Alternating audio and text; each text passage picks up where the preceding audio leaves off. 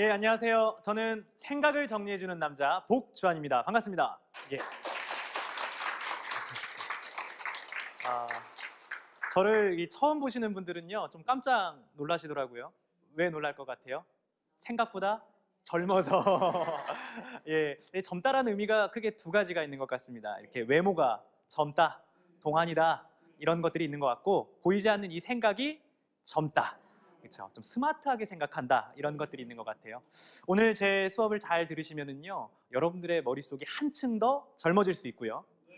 더 나아가서 말하기와 글쓰기를 동시에 잡는 그 비밀을 좀 얻어가실 수 있을 것 같습니다.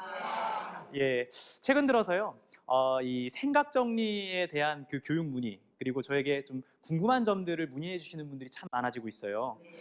저는 10여 년 전부터 이 생각 정리라는 그런 주제에 대해서 고민을 해왔고, 5년 전부터 강의를 했습니다. 근데 이제 최근 들어서 연락이 왜 이렇게 많이 오는가 했더니 필요성, 이 생각 정리의 필요성이 예전보다 더 커지고 있는 것 같아요. 그렇죠? 그래서 이 생각 정리 왜 필요한가 생각을 하면서 제가 한 세 가지로 한번 요약을 해봤는데, 첫 번째가 뭐냐면은 이 세상이요, 참 스마트해졌죠. 예, 예전이랑 참 달라졌는데 이 스마트해진 이 세상 속에서 과연 우리 머릿속을 스마트하게 정리할 수 있는 사람들이 얼마나 되는가? 세계적인 이 IT 미래학자가 있습니다. 그리고 이 인터넷의 아버지라고 불리는 니콜라스 칸은요, 이런 얘기를 했어요. 오히려 이 인터넷이나 정보기기, 스마트 기기가요, 오히려 우리의 뇌를 바꾸고 있다고 얘기를 합니다. 심지어는요, 우리의 뇌를 잃어버렸다, 이렇게까지 비판해요. 잘 생각해 보시면은 예전에 우리가 정보와 지식을 이제 얻으려고 하면은, 그죠, 도서관에 가서 뭘 봤죠? 책을 보거나 아니면 신문을 보면서 우리가 밑줄 치면서 메모도 하고, 그죠? 그리고 글도 써가면서 사색과 사유를 했는데, 요즘에는 예를 들어서 우리가 맛집을 가고 싶어요. 그럼 뭘 끄집어내요? 핸드폰을 꺼내요. 그리고 나서 맛집 한 다음에 검색, 클릭 한 번만 하면은 정보들이 나온다라는 거죠. 자, 그런데 스마트해지고 속도도 빨라졌는데 문제는 뭘 안 쓰게 돼요? 이제 머리를 안 쓰게 되는 거예요. 예, 이러다 보니 우리의 뇌를 잃어버렸다, 이런 얘기가 나오는 것 같아요. 빅데이터 인공지능 시대, 이런 말 들어보셨죠? 그런 시대가 되었다고 하지만 정작 우리 머릿속을 스스로 정리할 수 있는 사람들이 과연 얼마나 되는가? 이게 첫 번째 제가 던지고 싶은 이야기고요. 한편 이런 상황 속에서요, 이 보이지 않는 생각이요, 콘텐츠가 되고 뭐가 되는 시대요? 돈이 되는 세상이 돼버린 것 같아요. 우리의 이 생각이요, 하나의 능력으로 인정받을 수 있는 그런 시대가 되었다라는 거죠. 최근 들어서 그런 것들 많이 하잖아요. 우리의 모습을 영상으로 찍어서 인터넷에 올리기도 하고, 그렇죠? 뭐 이렇게 내가 체험했던, 경험했던 것들을 글로 써서 인터넷에 올리기도 하잖아요. 최근에 그 유튜버 크리에이터들 중에서요, 가장 잘 나가는 유튜브 한 분이 계시는데, 그분 연봉이 얼마인 줄 아세요? 그 크리에이티브 영상을 찍어서 올리는데 연 17억을 번대요. 야, 그죠? 그분들의 이 말과 이 생각을 통해서 사람들은 뭔가 영감을 얻는 거죠. 그분의 뭐가 궁금해지는 거예요? 보이지 않는 이 생각이 궁금해지는 거고, 그 상상력이 참 궁금하다. 그래서 사람들이 그 안에서 이제 열광을 하는 거죠. 회사에서는 어떨까요? 기획서나 보고서 작성하는 것들이 이제 수천만 원에서 수억 원까지 비즈니스로 직결되는 그런 사례들이 아주 많습니다. 문제는 뭐냐면은 이 말과 글의 시작점이, 말과 글은 어디서부터 시작이 되죠? 생각이에요, 생각. 머리. 이 생각부터 시작이 되는 거예요, 생각. 문제는 이 생각을 두서없이 하면 두서없이 뭐 하게 됩니까? 말하게 되죠. 우유부단하게 생각하면 우유부단하게 행동하게 되는 거예요. 그러니까 이 말과 글과 생각이 모두 연결되어 있기 때문에 이 말, 예전에는 말 따로 글 따로 이제 배우시려고 했는데, 이제는 뭘 배우려고 한다? 생각 정리. 그것을 이제 배우시기 위해서 오셨다. 저는 이제 그런 생각을 해봅니다. 그렇다면은 이 말은 도대체 어떻게 하면은 잘할 수 있을 것인가? 그런 고민을 참 많이 해왔습니다. 이 말하기와 글쓰기를 동시에 잘할 수 있다면 얼마나 좋을까요? 근데 우리 주변에 보면은 말은 잘하는데 글은 못 쓰고, 글은 잘 쓰는데 또 말은 잘 못하는 그런 분들이 많은 것 같아요. 그런데 제가 딱 결론부터 말씀드리자면요, 이 말하기와 글쓰기를 동시에 잡을 수 있는 방법이 있습니다. 그것이 뭘 것 같아요? 바로 스피치 대본이에요, 대본. 왜 그런 거 봤더니 대본을 만드는 과정이 뭐로 만들어져요? 글쓰기로 만드는 거예요. 근데 목표는 뭐예요? 말하기라는 거예요. 그러니까 글을 쓰는 과정 중에서 글쓰기 실력이 향상되고 동시에 말을 하면서 또 말하기까지 향상이 된다는 거죠. 그러면은 제가 드리고 싶은 얘기는 뭘 잘 만들어야 됩니까?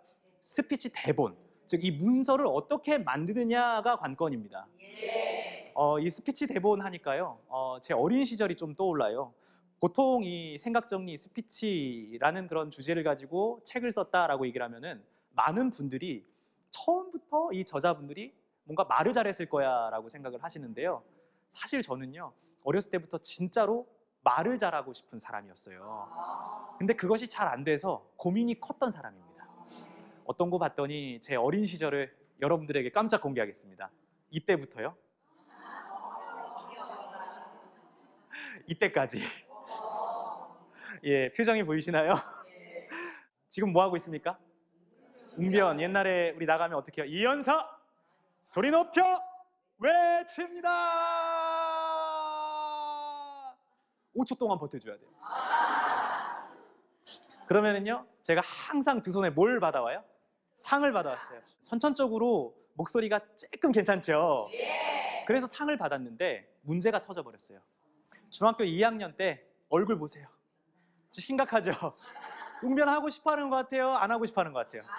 하기 싫었어요. 그래서 제가 선생님한테 이제 딱 찾아간 거죠. 사실 저 이번이 마지막 대회가 될 것 같습니다, 선생님.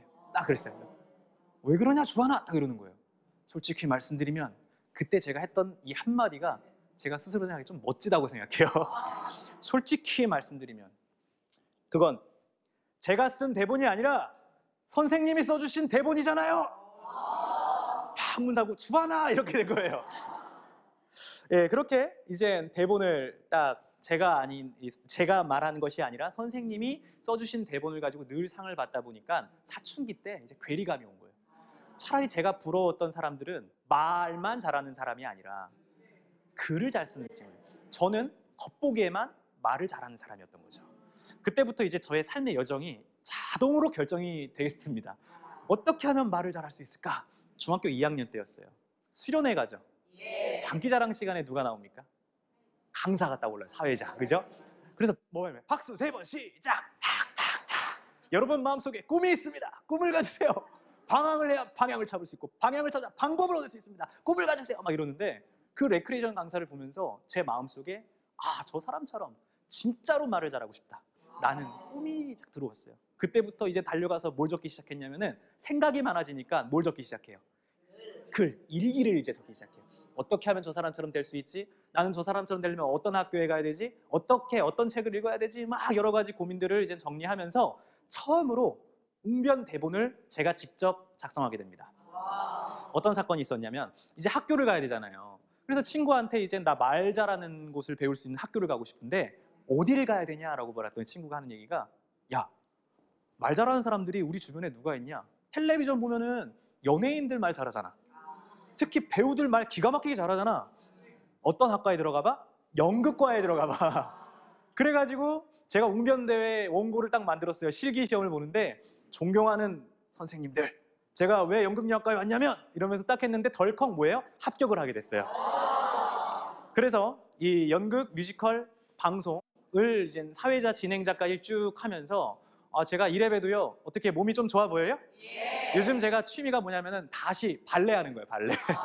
예, 발레 하는데 이 표현력도 참 자라나고 제스처라든지 이런 것들도 좋고 그 다음에 이제 뭐 연기라든지 아니면은 여러 가지 이제 생각할 수 있는 표현할 수 있는 것들 춤추고 노래하고 이런 표현력들은 자라나는데 문제가 또 생겼어요. 저는 뭘 잘하기 위해서 말 잘하기 위해서 연극영화과 들어왔잖아요. 딱 시간이 흐르고 나서 보니까 제가 한 20살 때 이제 뮤지컬을 하면서 이런 생각이 드는 거예요. 나는 지금 말을 배우러 왔는데 지금 내가 뭐 하고 있는 거지? 그런 생각이 딱 드는 거예요. 문득 이런 생각이 드는 거예요. 내가 웅변의 그 대본의 늪에서 빠져 있다가 여기 탈출하기 위해서 나왔는데 연극 뮤지컬 방송이 공통점이 있구나. 뭐가 있어요? 대본이 있잖아요. 연극 뮤지컬 방송도 극작가가 써준 그 대본을 바탕으로 말을 하는 거예요. 문제가 생겼죠. 어떻게 하면 할 수 있을까? 20살 때였습니다. 제가 20살 때 이젠 그 25살이었던 문예창 작가라고 혹시 들어보셨어요? 글 쓰는 학과잖아요. 선배 중에 말도 잘하고 글도 잘 쓰시는 롤 모델이었던 선배가 있었어요. 25살 선배였어요. 제가 그 선배한테 가서 물어봤습니다. 선배, 저 선배처럼 되려면 어떻게 해요? 알려주세요. 그랬더니 선배가 딱 한 말을 하는 거예요. 주한이, 나처럼 되고 싶니? 막 이러는 거예요. 속으로 조금 재수 없었어요. 하지만 알고 싶은 거 있잖아요. 꼭 알아야겠다. 제가 선배처럼 되려면 어떻게 해요? 했더니 주한이, 나처럼 되고 싶으면은 뭘 많이 읽어? 책을 많이 읽어. 그러는 거예요. 책을 읽는데 어느 정도 읽어야 돼요, 선배? 했더니 딱 얘기를 하는 거예요. 일단 많은 양을 읽어야 돼. 그래야 좋은 정보와 지식이 네 머릿속에 가득 찰 수 있지. 주한이 한 1000권 정도 읽어봐. 아니 그거 어떻게 읽어요? 그랬죠. 하지마, 읽어봐. 너 똑똑해질 수 있어. 확신을 갖고 얘기하면서 방법까지 알려줬어요. 그 방법은 제가 뒤에 알려드리겠습니다. 그런데 무슨 일이 생겼냐면 21살 때요. 제가 저희 집이 이제 가세가 좀 기울기 시작하면서 아버지가 좀 일찍 돌아가셨어요. 병이 좀 오셔서. 그랬는데 이게 또 엎친데 덮친 격으로 3개월 뒤에 이제 어딜 가게 돼요? 군대에 이제 가게 됩니다. 군대에 가니까 이등병 때 해야 할 일도 너무 많고 막 선임들한테 혼나고 그러니까 뭐가 많아져요? 생각이 많아져요. 나 어떻게 살아야 되지? 나 왜 이렇게 맨날 욕만 먹고 있지? 나 이제 어떻게 살아야 될까? 아버지도 안 계시고 내가 가장인데. 근데 그럴 때마다 누구의 음성이 들어요? 선배의 음성. 주한이 뭐 읽어? 책 읽어. 책 읽으면 뭐 할 수 있어? 똑똑해질 수 있어. 그래서 그때부터 이제 책을 읽기 시작했다라는 거죠. 5년이 흘렀습니다. 저는 책을 읽었을까요? 포기했을까요? 예, 여러 가지 상황들이 있는데요. 이게 바로 제가 책을 읽었었던 1000권 리스트업입니다. 선배가 알려준 대로 처음에 좋아하는 분야의 책을 읽다가 잘하는 분야의 책을 읽고 인문고전, 양서들을 읽기 시작했어요. 그 이후로 1000권, 2000권, 3000권 책이 좋아서 막 읽게 됐습니다. 그런데 제가 읽다 보니까 문득 이런 생각이 들더라고요. 선배는 분명히 저한테 책 읽으면 어떻게 될 수 있었는데, 똑똑해질 수 있었는데 세상에는 수많은 유형이 있는 것 같아요. 책을 읽어서 똑똑해진 유형, 그대로인 유형, 이상해져 버린 유형. 저는 몇 번째 유형이었을 것 같아요. 첫 번째나 두 번째면 차라리 나요. 근데 책을 읽었는데 제가 더 이상해져 버린 거예요. 억울한 거죠. 뭐야? 왜 나는 책을 읽어도 기억에 남지 않고 말을 잘한다고 했는데 그대로인 것 같고 도대체 뭐가 문제지? 라는 생각이 들었어요. 그때 제가 일기장에 뭐라고 적었었냐면은 좀 이상하다. 선배는 나한테 책을 많이 읽으면 똑똑해질 거라고 얘기했는데 꼭 그것만은 아닌 것 같다. 마치 그런 거죠. 컴퓨터가 있어요. 좀 이렇게 성능이 안 좋은 컴퓨터가 있는데 파일과 폴더가 많아지면 많아질수록 컴퓨터가 어떻게 됩니까? 느려지죠. 근데 거기다가 파일과 폴더를 더 막 넣어요. 그럼 어떻게 돼요? 그죠? 고장나 버리는 것처럼 제 상태가 그렇게 된 거예요. 내가 읽기만 하고 뭐 하지 않았구나. 생각하지 않았구나. 정리하면서 읽지 않았구나 라는 생각이 들면서 그때부터 이 생각 정리, 사고력, 기획, 글쓰기 이런 쪽에 관심을 갖게 된 거죠. 근데 참 신기한 게요. 국내외로 생각 정리를 연구했던 전문가들이 상당히 많더라 이겁니다. 찾아보니까, 관심을 갖고 보니까. 근데 거기에서 읽었던 여러 가지 책들이 있는데 그 중에서도 여러분들 쇼펜하우어라고 이름 들어보셨죠? 독일의 유명한 철학자인데요. 독설가로 유명해요. 그분이 문장론이라는 하나의 글이 있는데 문장론은 한마디로 글 쓰는 사람들에 대한 독설이에요. 거기서 딱 보니까 무릎을 딱 쳤어요. 이 글 쓰는 사람들한테 하는 얘긴데 이거 왠지 말하는 사람들한테도 동일하구나. 읽어볼게요. 첫 번째가 뭐였냐면은 이 세 가지 유형이 있대요. 생각을 그러니까 저는 이제 글쓰기인데 이거를 제가 말하기로 좀 각색을 해봤어요. 이 말을 하는 사람들에서는 세 가지 유형이 있는데 뭐가 있냐면은 일단 첫 번째 한번 읽어볼게요. 시작. 생각 없이 말하는 사람. 일단 말을 하는데 생각 없이 말을 하는 사람이 있대요. 주변에 그런 분들 계신가요? 혹시 그 사람이 나는 아니죠. 근데 이런 사람들이 도대체 어떤 사람들인 거 봤더니 내 머릿속이 뒤죽박죽 엉켜 있잖아요. 이런 상황으로 말을 하면은요 아주 무섭게 독설해요. 이런 사람은 상대편의 머릿속을 혹사시키는 것과 같다. 좀 무서웠어요. 차라리 그러면 두 번째는 뭐냐 하면서 봤어요. 다음 읽어볼게요. 시작. 말하면서 생각하는 사람. 소위 말해서 말빨이라고 하죠. 내 말빨을 믿고, 그러니까 나의 말 실력을 믿고 일단 말부터 꺼내보는 거예요. 하지만 이 말 실력이 아무리 좋다고 해서 이런 공식적인 자리에서 말하려고 하면 머릿속이 어떻게 돼요? 새하얘져요. 여러분들 머릿속이 새하얘지는 이유가 뭔지 아세요? 생각이, 자 보세요. 생각이 없어서일까요? 생각이 많아서일까요? 둘 다 맞아요. 생각이 없어서 그런 경우도 있지만 저는 오히려 생각이 너무 많은데 뭐가 안 돼서? 정리가 안 돼요. 그래서 횡설수설할 수 있다는 거죠. 그래서 이 쇼펜하우어는 이 말하는 사람들, 글 쓰는 사람들한테 세 번째 유형의 사람이 되어야 하고, 사실 이런 유형의 사람은 극히 드물기 때문에 이런 유형이 있으면은 후대에도 길이길이 이름이 이제 전달될 것이다, 전해질 것이다. 한번 읽어볼게요. 시작. 말하기 전 생각 정리를. 여러분들 생각 정리를 하고 얘기하면은요, 우리가 아무리 사투리를 쓰더라도 생각이 분명하게 전달이 돼요. 발음이 좀 어눌해도요, 그렇죠? 정확하게 들립니다. 목소리가 작아도 강하게 들려요. 왜요? 내가 하고자 하는 말이 분명하기 때문에. 그죠?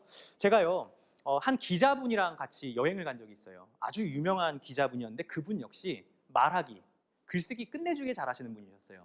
강연도 많이 하시는 분이고 칼럼도요, 한두 개 쓰신 게 아니에요. 그래서 그분이랑 우연찮게 국내 여행을 가는데 한 5시간, 6시간 정도 걸리는 그 거리다 보니까 좀 어떻게 하겠어요? 버스에서 지루하잖아요. 자, 제가 여기 앉았고 친구가 여기 앉았고 기자님은 여기 앉으셨어요. 그래서 나는 친해지고 싶었어요, 이 기자님과. 근데 이제 뭐 말씀을 나눌 게 딱히 없으니까 친구랑 한 3시간, 4시간 정도 이제 대화를 그냥 대화 없이 가다가 제가 친구야, 우리 한번 토론해 볼래? 그랬어요. 근데 친구가 어떤 주제로? 그랬어요. 야, 인생을 살면서 재미가 먼저인 것 같냐, 의미가 먼저인 것 같냐? 뭐가 먼저인 것 같아요? 저는 재미, 친구는 의미. 뭐가 더 중요한 것 같아요? 둘 다 중요해요. 토론이다 보니까 저는 제 말만 이야기했고요, 친구는 의미에 대한 얘기만 했어요. 이제 한 10분 정도 토론하다 보면은 목소리가 어떻게 돼요? 커지죠. 엄마, 재미가 먼저야? 아니 엄마, 의미가 먼저야? 이러고 있는데 옆에서 이제 기자님이 이렇게 눈치를 주시더라고요. 그래도 막 이제 언성이 높아지면서 막 재미가 먼저라고 했더니 갑자기 여보게 자네들. 그래서 제가 네? 그랬어요. 그랬더니 하시는 말씀이 혼날까 이랬는데 나도 껴도 되나? 이러시는 거예요. 그러니까 기자님이 뭐 하신 거예요? 심심하셨던 거예요. 그래서 저도 이제 궁금했어요. 평소에 이분이 어떻게 말씀하시는지 참 궁금했거든요. 그래서 제가 기자님은 어떻게 생각하십니까? 했더니 기자님이 뭘 선택하셨을 것 같아요? 나는 재미라고 생각하네. 딱 말씀하시면 왜냐하면 하면서 이제 말씀을 딱 하시는데 10초 정도는 와, 청산유수예요. 떠오른 대로 딱 말씀하시는데 막 받아 적고 싶었는데 그 찰나에 갑자기 횡설수설하기 시작해요. 왜요? 뭘 안 했기 때문에. 정리를 안 하고 즉흥적으로 말씀하셨기 때문에. 한 30초 얼굴 빨개지시더니 1분 정도에 난 그냥 빠지겠네, 이러고 그냥 빠지시는 거예요. 서로 살짝 실망했어요. 이런 생각을 했죠. 아무리 말 잘하고 글을 잘 쓰시는 분이라도 즉흥적으로 말하면은 횡설수설할 수 있구나, 이런 생각을 제가 하게 됐어요. 그러다가 이제 저희도 이제 다른 주제로 한번 바꿔볼까? 라는 생각이 들었어요. 그래서 제가 친구한테 다시 물어봤습니다. 시간이 한참 흘러서. 친구야, 인생에 있어서 말이야, 우리가 좋아하는 일이 먼저일까? 잘하는 일이 먼저일까? 저는 잘하는 일, 친구는 좋아하는 일이었어요.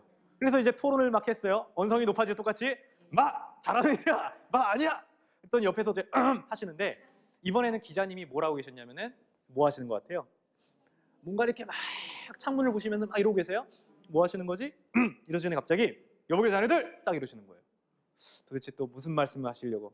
네? 그랬어요. 하시는 말씀이 나 재도전 해도 되나? 딱 이러시는 거예요. 아, 그럼요. 재도전 하시죠? 그랬어요. 그랬더니 하시는 말씀이 뭐였냐면은 나는 이제 저희는 주제가 뭐였어요? 좋아하는 일 먼저냐, 잘하는 일, 이거였잖아요. 다른 주제였는데 갑자기 그분이 하시는 말씀이 몰입하시면서 나는 재미라고 생각하네, 이러시는 거예요. 그래서 속으로는 우린 다른 주제 하고 있었는데 왜 저희 주제를 아예 모르시는 거예요. 왜냐하면 그러면서 얘 말씀해 주시죠 했는데 그때부터 이제 10초 동안 하고 그 이후로 좀 기대했을 거 아니에요. 자, 우리가 토론하는 동안 하나의 주제에 대해서 기자님은 뭐 하고 계셨습니까? 그죠? 정리하면서 이젠 문장이 다듬어졌을까요? 안 다듬어졌을까요?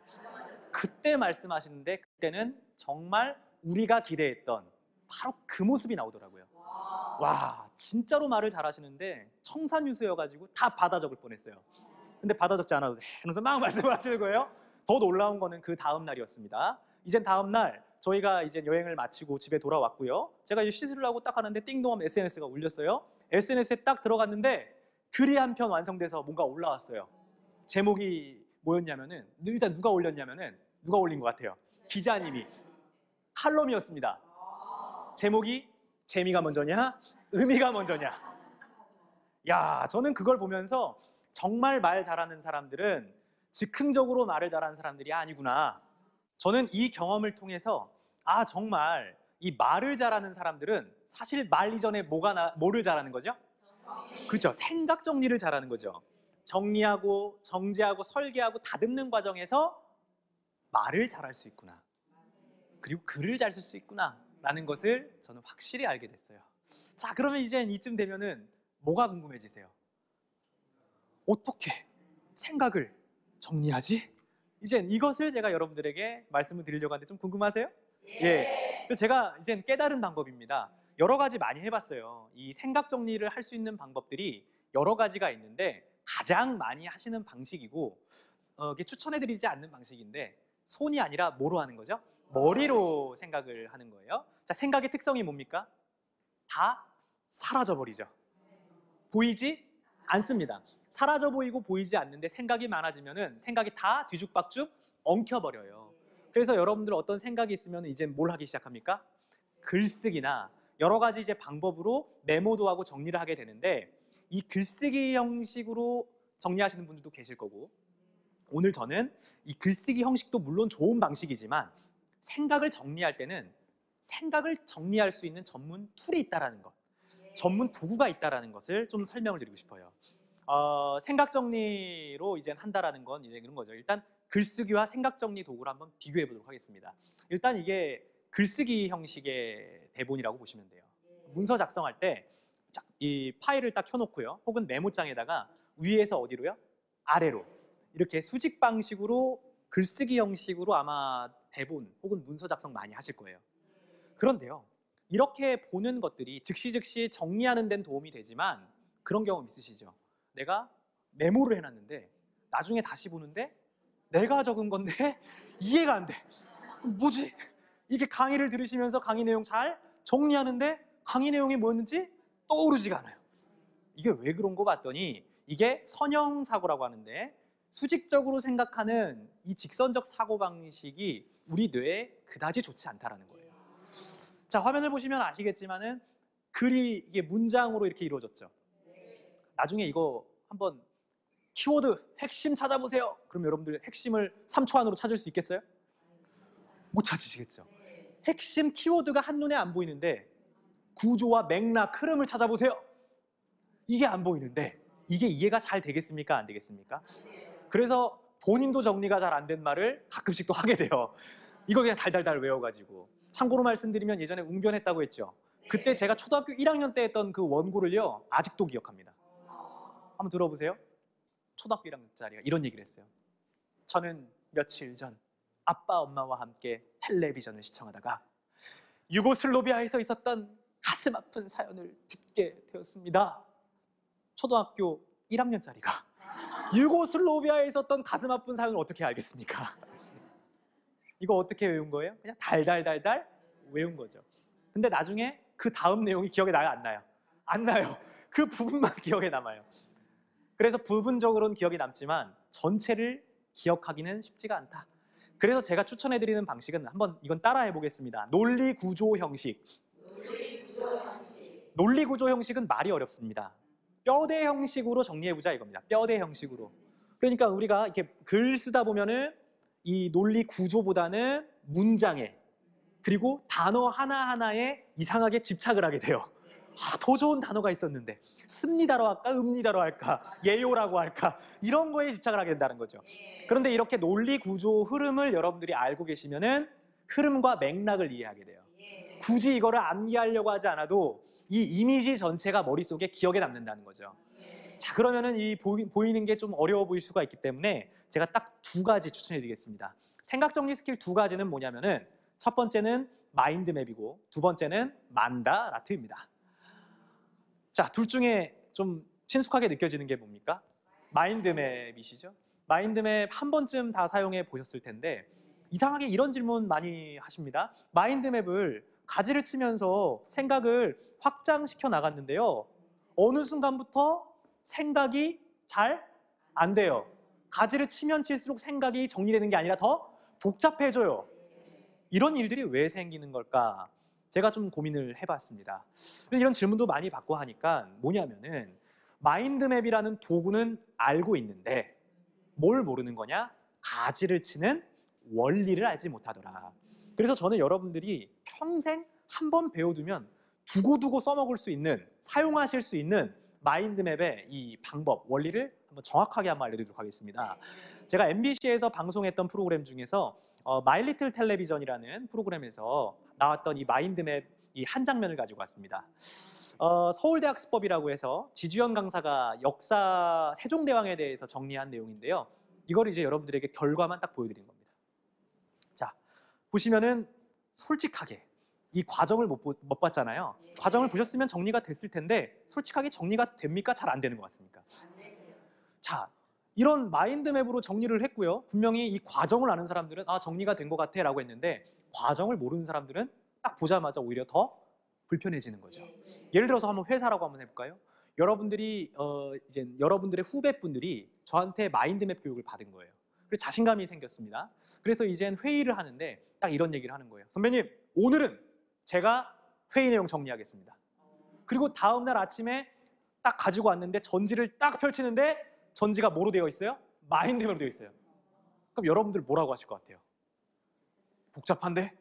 다 지워야 되겠네, 자네. 이렇게 말씀하시는 거예요. 왜 복잡하다고 얘기하는가 이겁니다. 그래서 저는 여러분들에게 이 마인드맵이든 혹은 뒤에 있는 만다라트든 이걸 꼭 아셔야 된다고 말씀드리고 싶어요. 뭘 알아야 된다고요? 기억, 지읒. 이건 웬 퀴즈지? 초성이에요, 초성. 제 머릿속에 있는 기억, 지읒 두 가지를 한번 맞춰보세요. 자, 첫 번째는 글자, 글자 비슷해요. 또 뭐가 있을까요?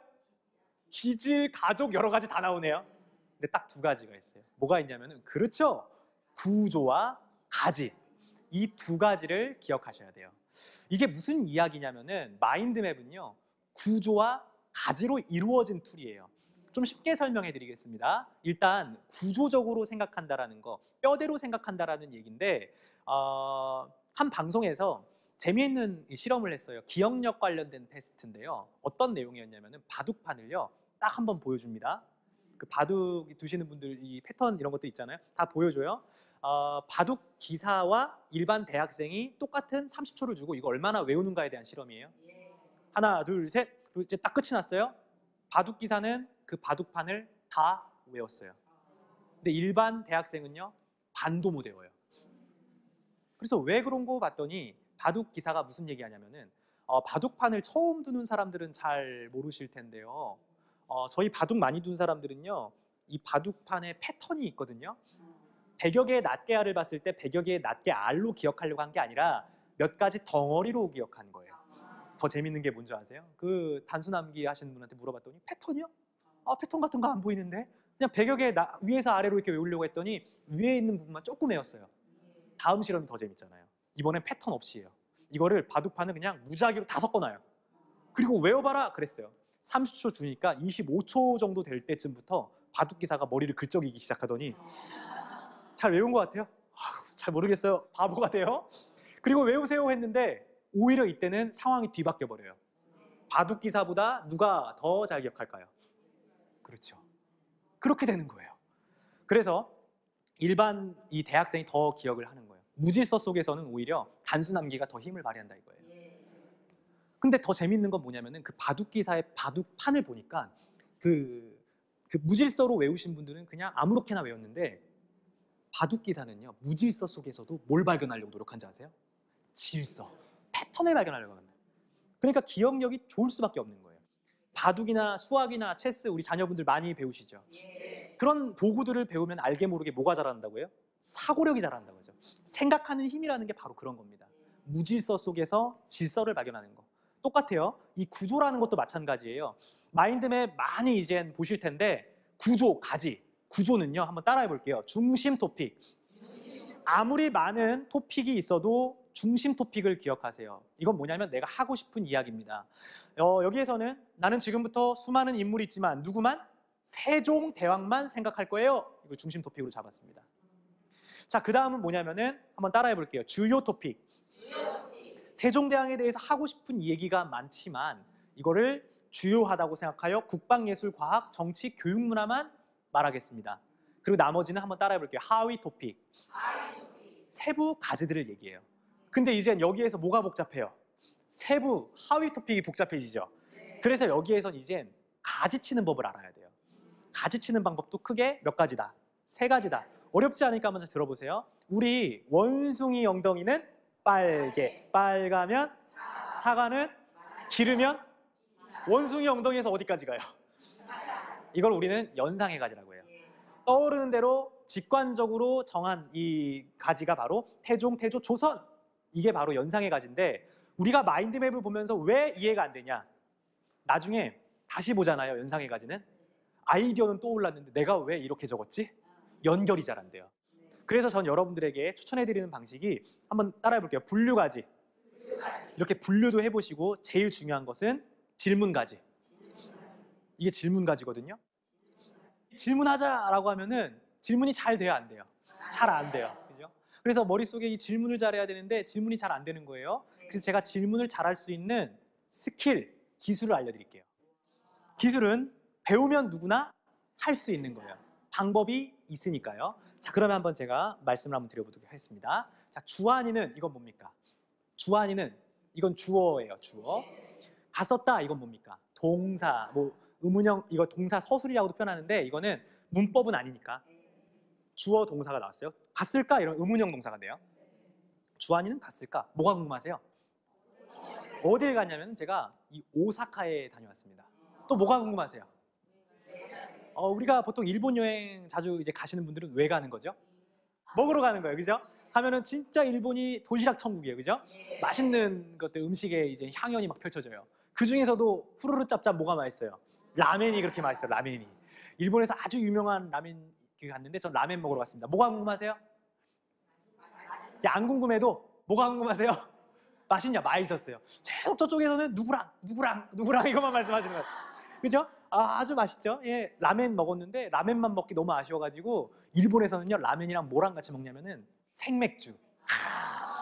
한국 돈으로 얼마였냐면은 15,000원 정도였어요.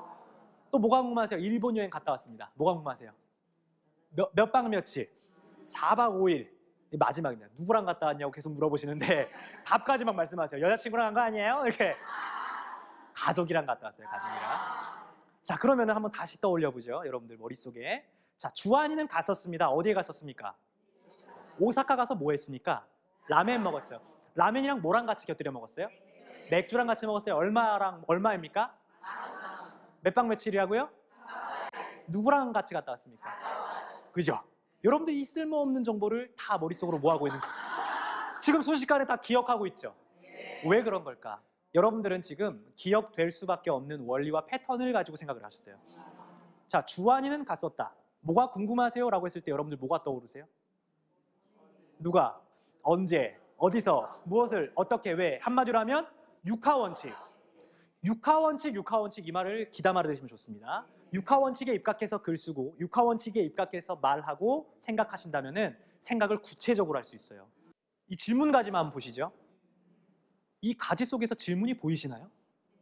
이게 보이는 분도 계시고 안 보이는 분도 계시는데 일단 우리가 이 질문이라는 걸 이 가지 속에서 발견하시려면은 일단 이 상관관계, 교육문화와 지편전의 관계를 보시죠.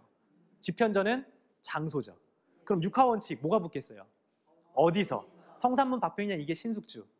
누가? 훈민정음. 백성들을 사랑하는 마음 때문에. 왜? 생략되어 있지만 보이죠. 아, 생각이 질문으로 연결되어 있구나. 자, 이게 만약에 보이시잖아요? 그러면은 이제 스피치가 가능해져요. 이 스피치 대본 다른 사람이 만든 거죠. 근데 내가 만든 것처럼 그 사람보다 어쩌면 더 잘 스피치를 할 수 있어요. 제가요, 한번 여러분들 스피치 한번 보여드릴 테니까 박수 한번 좀 크게 쳐주세요. 네.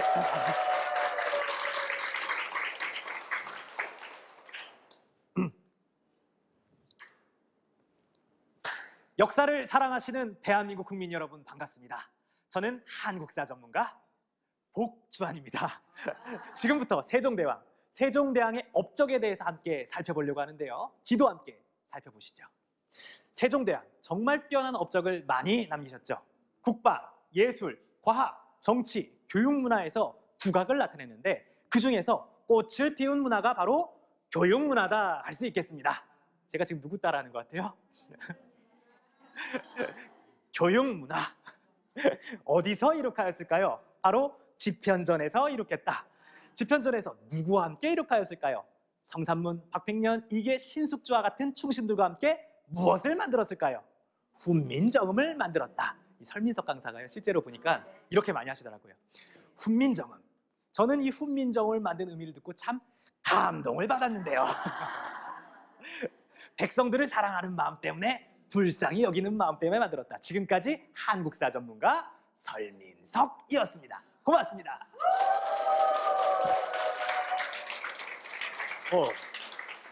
좀 비슷했어요? 예. 어떤 분들은 설민석 강사님 같지가 않고 권혁수 있잖아요. 서력수 닮았다고 하시더라고요. 제가 이걸 보여드린 이유가 있어요. 이 설민석 강사처럼 혹은 김미경 강사님이나 그죠? 아니면은 말씀 잘하시는 그런 분들을 보게 되면은 그분들은 사실 말을 잘하는 것 같지만 뭘 잘하는 걸까요? 생각을 잘하는 거예요. 그러니까 생각을 정리하고 말을 하는 거기 때문에 보는 사람들은 아, 정리가 된다. 나중에 여러분들 정말 정리된 채로 말하시는 분들 있잖아요. 그분들의 생각을요, 말을 잘 들어보세요. 그리고 마인드맵으로 한번 정리해 보세요. 아, 그러면은 아, 이분들이 한번 이렇게 구조적으로 정리하고 말하는 거구나. 이게 보여요. 그래서 제가 방금은 설민석 강사님의 이 분석하는 방법을 제가 하나 보여드린 거예요. 자, 그래서 여러분들도 기억지읒 뭐와 뭐였죠? 구조와 가지 기억하시고요. 그리고 이 가지는 연상, 분류, 질문 잘 못하시면요, 한번 따라해 볼게요. 육하원칙. 뭐가 있어요? 누가, 언제, 어디서, 무엇을, 어떻게, 왜 갖다 붙이면 질문이 만들어집니다. 그래서 그렇게 한번 스피치를 한번 준비해 보자. 자, 그런데 마인드맵을 이렇게 제가 딱 말씀드리다 보면은 무슨 생각을 하시냐면은 생각이 정리가 되는 게 아니라 더 복잡해지는데 라고 생각하시는 분들이 있어서 제가 아주 좋은 도구 한 가지 또 가지고 왔어요. 그게 뭐냐? 바로 만다라트예요. 만다라트. 이런 도구 보신 적 있으세요? 저는 책 한 페이지를요, 이렇게 한 페이지로 요약을 했어요. 280페이지짜리 분량을. 자, 이게 가능한 이유가 있습니다. 이거는 만다라에서 유래된 도구예요. 만다라. 뭔가 문양이 비슷하죠? 네. 반복되는 특징도 있고요. 근데 이 사람 때문에 유명해졌어요. 이 사람 누군지 아세요? 야구 선수. 오타니 쇼헤이라는 일본의 국보급 투수예요. 괴물 투수라고 유명해요. 우리나라에 예전에 우리 박찬호 선수 유명했죠? 네. 그 정도 급이다 딱 보시면 돼요. 근데 17살 때부터 20살 때까지 승승장구 선고하니까 이제 기자들이 궁금한 거예요. 감독님도 계시고 오타니 쇼헤이랑 이제 인터뷰를 했답니다. 그래서 기자님이 물어봤대요. 일본 기자가. 오타니 쇼헤이, 당신은 어떻게 성공할 수 있었습니까? 그랬더니 이 일본 사람도 고민할 때 무슨 소리네요. 이거 감독님이 말씀하셨다는데 오타니 쇼헤이도 똑같은 생각이었을 겁니다. 아마도 우리 감독님 덕분인데, 우리 감독님은 저에게 야구 잘하는 방법도 알려줬습니다. 하지만 저에게 미래에 대해서 꿈꾸고 설계할 수 있는 생각 정리 기법을 하나 알려줬습니다. 그것이 무엇입니까? 그것은 바로 만다라트 데스! 이러면서 이걸 딱 보여준 거예요. 사실 이 도구는 마인드맵과 형태는 달라요. 마인드맵은 가지를 치는 방식이고 이거는 칸을 채워 넣는 방식이죠. 인간은 비어 있으면 뭐 하고 싶은? 채워 넣고 싶은 심리가 있는 거예요. 오타니 쇼헤이는 가운데다가 중심 토픽으로 난 8구단 드래프트 1위가 될 거야! 중심 토픽을 적었어요. 그럼 어떻게? 라는 가지를 쳤겠죠. 어떻게? 여러분들 무엇이 중요합니까? 어떻게가 중요합니까? 아, 둘 다 중요해요. 둘 다 중요한데 어떻게도 더 중요한 것 같아요. 구체화. 나는 못 만들 거야. 재구. 심지어 인간성과 운까지도 만들 거야. 운은 어떻게 만드는데? 내가 먼저 인사할 거야. 내가 먼저 쓰레기 주실 거야. 내가 먼저 심판분을 대하는 태도를 바꿀 거야. 그래서 나는 내 꿈을 이룰 거야. 그리고 그걸 실천에 옮겼으니 성공할 수밖에 있겠어요? 없겠어요? 있겠어요? 있죠. 그래서 유명해진 도구가 바로 만다라트다. 근데 이 만다라트, 이 칸을 다 채워 넣으려고 하니까요, 더 복잡하게 느껴지는 것 같아요.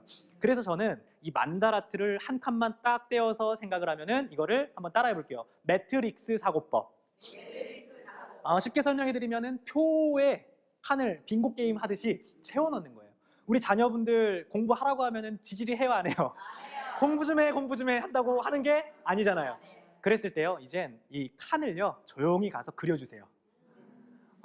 이제 우리 시험 기간이네. 엄마랑 게임 한번 해볼까? 뭐예요, 엄마? 그러면은 자, 이거 봐봐. 이 칸에다가 너 공부 잘하고 싶으면은 한번 어떻게 공부를 해야 되는지 그냥 적어봐봐. 그러면은 이상하게 채우고 싶어요. 이것만 채우면 돼요? 이거 채우면 우리 맛있는 거 가자 이렇게 얘기하는 거예요. 살짝 꺼셔야 돼요. 엄마 그러면은 저 한자 공부도 해야 되고 뭐 이렇게 준비도 해야 되고 뭐 해야 돼요.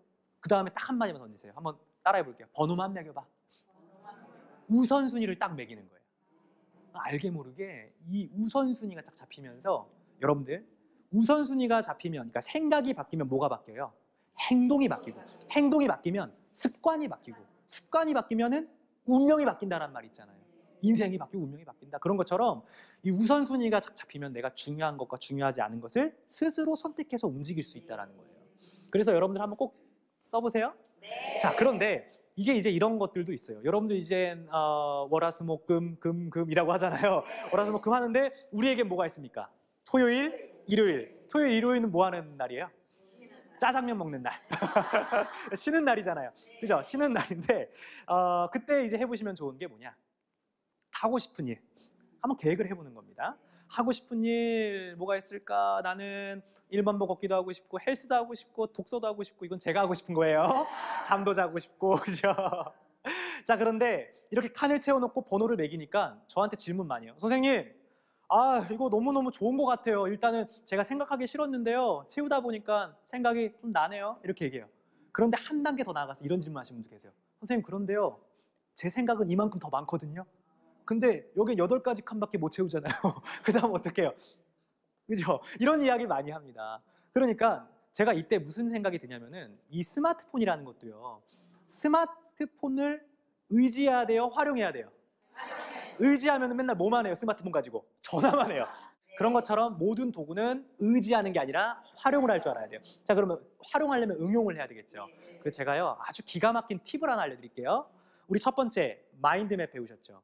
그 가지치는 방식이 상당히 자유롭게 생각을 연결지면서 생각을 할 수가 있어요. 자, 여기 보시면은 화면에 만다라트도 있지만 여백이 있죠. 여백에다가 이제 뭘 그립니까? 독서하기, 가지를 치는 거예요. 가지를 칠 때는 육하 원칙으로 독서 어떤 책 읽지? 그리고 얼마나 읽지? 어디서 책 읽지? 이런 식으로 생각을 확장하면서 정리하세요. 그리고 또 내가 영화 보기 이거를 내가 채워넣는 방식으로 해야 된다. 생각이 잘 안 나. 그러면은 이렇게 만다라트를 작게 그리셔가지고 또 한 번 정리를 해서 말씀을 해보시는 거예요. 아주 기가 막힌 틀이죠. 네, 이런 틀이 우리를 생각하게 만드는데 그러면 마지막으로 스피치 대본은 어떻게 만들어야 될까? 이거는 이제 제가 고안한 방법인데요. 만다라트는 이 내용을 꽉 채워야 된다라는 그런 규칙이 사실 있어요. 하지만 우리는 의지하는 게 아니라 뭘 하자고요? 활용하자. 그래야 스마트하게 생각할 수 있는 거거든요. 그래서 저는 이 칸을 채워 넣는 방식과 마인드맵 방식으로 연관을 짓습니다. 그럼 이렇게 돼요. 하고 싶은 말만 딱 적으세요. 끝났으면은 더 안 적어도 됩니다. 여러분들 이런 말씀 많이 하시더라고요. 칸 채우다 보면은요 중복되는 게 있고 누락되는 게 있어요. 뭐가 문제예요? 중복되는 게 문제예요? 누락되는 게 문제예요? 누락되는 게 문제잖아요. 그죠? 그래서 여기에서 이제 누락되더라도 나중에 지우면 되니까 일단은 적으시고, 여기에서는 내가 하는 일 적었죠? 저는 강의, 저술, 아카데미를 하고 있습니다. 이렇게 적어놨어요. 그럼 강의에서는 언제부터? 10년 전 어떤 주제로? 생각 정리 시리즈로 글을 쓰고 있습니다. 이런 식으로 자문자답, 질문하고 답하는 걸 안에 넣었죠. 그러면은 여기에서 중요한 것은 대상은 이렇게 가죠. 원래는 주요 토픽에서 일로 가야 되는데 화살표로 연결지어요. 나는 대상은 직장인들, 그리고 청소년들, 대학생들을 교육하고 있습니다. 그리고 저는 생각 정리라는 주제, 그리고 스피치라는 주제로 관련 책을 썼고요. 그리고 칸이 비우니까 생각 정리는 이런 류의 책이고 스피치는 이런 내용이 있는 전문적인 책입니다. 아카데미에서는 이런 수업을 하고 있고 커리큘럼은 이렇게 진행이 되고 있습니다. 흐름을 만들고 그 다음에 번호를 매겨요. 그리고 여백에다가 좀 더 구체화시키고 싶은 내용이 있으면은 이거를 가지쳐가지고 스피치 대본을 완성하는 겁니다. 이렇게 해서 생각을 정리해 나가는 거죠. 예, 이야기를 좀 듣다 보시면은 이런 생각이 들어요. 벌써부터 막 뭐 하고 싶어져요? 얘기하고 싶어지죠. 그럼 얘기하고 싶어지면은 말부터 해야 돼요? 아니면은 정리부터 해야 돼요? 딱 여러분들이 이걸 기억하시는 거예요. 그러면 이제 한번 정리를 해볼게요. 여러분들 진짜로 말을 잘하는 사람은 말을 잘하는 겁니까? 생각을 잘하는 겁니까? 그럼 생각 정리를 할 때 머리로 합니까? 글쓰기로 합니까? 하면 생각 정리 툴을 활용합니까? 생각 정리 도구 툴을 활용하자. 마인드맵과 만다라트 딱 끄집어내 놓으시고, 더 좋은 거는 이 두 가지를 합쳐서 상황과 목적에 따라서 한번 정리해보자, 이렇게 말씀을 드리고 싶어요. 여러분들 제 수업을 오늘 좀 재밌게 들으셨나요? 네. 만약에 딱 한마디가 여러분들 마음속에 남는다면은 저는 말하기와 글쓰기 동시에 잡는 방법으로 이 한 문장을 여러분들이 기억해 주셨으면 좋겠습니다. 한번 크게 읽으면서 오늘 이 강연 마치도록 하겠습니다. 한번 큰 소리로 읽어볼게요. 생각 정리를 잘하면 스피치는 덤이다. 다시 한 번만 해볼게요. 스피치는 덤이다. 여기까지 하겠습니다. 고맙습니다.